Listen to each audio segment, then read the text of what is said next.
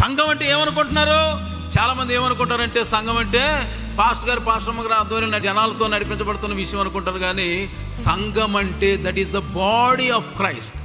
అది యేసు యొక్క శరీరం. గుర్తుపెట్టుకోండి, this is the body of Christ. Yesu యొక్క శరీరం. కొంతమంది శరీరానికి ఎప్పుడు హాని చేస్తూనే ఉంటారు, శరీరాన్ని పొడుస్తూనే ఉంటారు. నువ్వెవరిని పొడుస్తున్నావు? సంఘాన్ని అంటారు. సంఘాన్ని ఏమి కాకుండా సంఘం అంటే చాలా ఈజీ. సంఘాన్ని నువ్వు అంటున్నావు అంటే, ఇన్ అదర్ వర్డ్స్, వేరే మాటలో చెప్పాలంటే you are criticising the body of Christ. సంఘాన్ని నువ్వు మాట్లాడుతున్నావు అంటే, సంఘాన్ని అవమానకరంగా, సంఘాన్ని హేళనగా, సంఘాన్ని తోలనాడుతూ, సంఘాన్ని మాటిమాటికి సనుగుతూ ఇవన్నీ మాట్లాడుతున్నావు అంటే you are speaking against the body of Christ. నువ్వు యేసు యొక్క శరీరానికి వ్యతిరేకంగా మాట్లాడుతున్నావు. బికాస్ సంఘము అనేది యేసు యొక్క శరీరం. మరి మేమెవరమండి అంటే you are the parts of body. మీరు ఆ శరీరంలో అవయవాలు. ఒకరు కన్ను, ఒకరు ముక్కు, ఒకరు చెవి, ఒకరు నోరు, ఒకరు నాలుక, ఒకరు చెయ్యి, ఒకరు కాలు, ఇలా రకరకాలుగా ఉన్నాం. మనం అందరం అవయవాలం. సంఘము ఎప్పుడు కూడా అది దేవునిది. That is belongs to God. Pastors నాయకులు కాబట్టి 10 సార్లు చెప్పారు, అవతల వాళ్ళు వినలేదు, కోపంతో ఏదో మాట అన్నారు అనుకోండి, వెంటనే వీళ్ళ ఆలోచనలు. ఎందుకంటే ఎప్పుడు కూడా మన లోపల హంబుల్ హార్టెడ్గా ఉంటే ఏ మాట అయినా మనం సౌహృదయంతో స్వీకరించగలుగుతాం. ఎప్పుడైతే మన లోపల అహం ఉందో, ఎప్పుడైతే యుగో ఉందో, ఎప్పుడైతే నేను ఫలానా అనుకుంటామో, అప్పుడే మనలో అహంకారం, యుగో అనేది ఉంటే అప్పుడు మనం ఏ మాట అన్నా తట్టుకోలేం. పెద్దల గద్దింపు నాకు తైలాభిషేకం.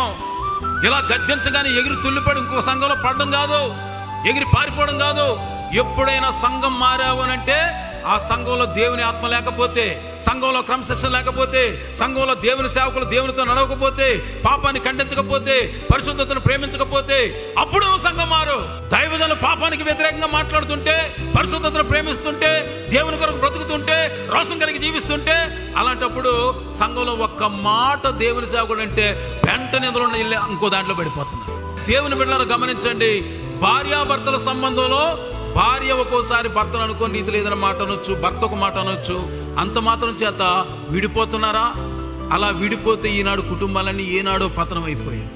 నన్ను ఏనాడు నా భార్య ఒక్క మాట అనలేదండి అన్న మగవాళ్ళు ఎవరైనా ఉన్నారా? లేకపోతే నన్ను నా భర్త ఏనాడు పల్లెత్తు మాట అనలేదన్నటువంటి లేడీస్ ఎవరైనా ఉన్నారా? ఎక్కడో ఒక దగ్గర ఏదో ఒక విషయంలో తేడా వస్తుంది. ఏదో ఒక మాట అంటారు, అంత మాత్రాన పారిపోకూడదు కదా.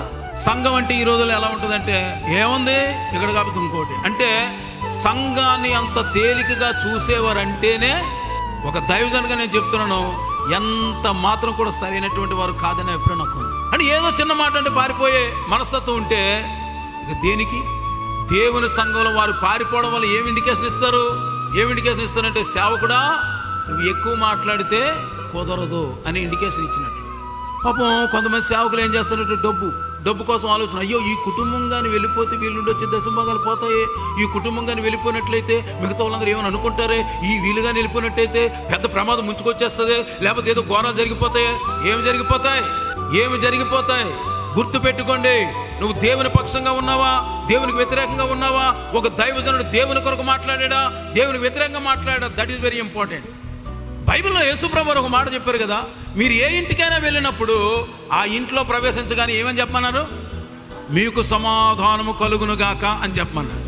ఒకవేళ సమాధానానికి వారు యోగ్యులైతే మీరు పలికిన సమాధానం ఆ ఇంటి మీదకి వెళ్తుంది. వారు ఒక యోగ్యులు కాకపోతే మరలా మీ ఆశీర్వాదం మరలా మీతోటే వచ్చేస్తుంది. దైవజనులు దుఃఖముతో ఆ పని చేస్తే మీకు ప్రయోజనము లేదు. మీ విషయంలో దేవుని సేవకులు ఏడుస్తున్నారా, దుఃఖపడుతున్నారా, బాధపడుతున్నారా, ఎన్నిసార్లు చెప్పినా వినట్లేదని చాలా మదన పడుతున్నారా? దానివల్ల మీకు ప్రయోజనము లేదని బైబిల్ చెప్పింది. అది మీకు నిష్ప్రయోజనం. అలాంటప్పుడు ఇంక దేనికి? అప్పుడు మనకు ఒకటే మార్గం, మా పైన నాయకులుగా ఉన్నటువంటి వారిని వారి మాటకు లోబడాలి. అందుకని బైబిల్లో ఒక మాట ఉంటుంది చూడండి. ఒక మాట, మంచి ఇంపార్టెంట్ మాట కూడా మీకు చూపిస్తాను నేను. లూకా 10:16 చూడండి.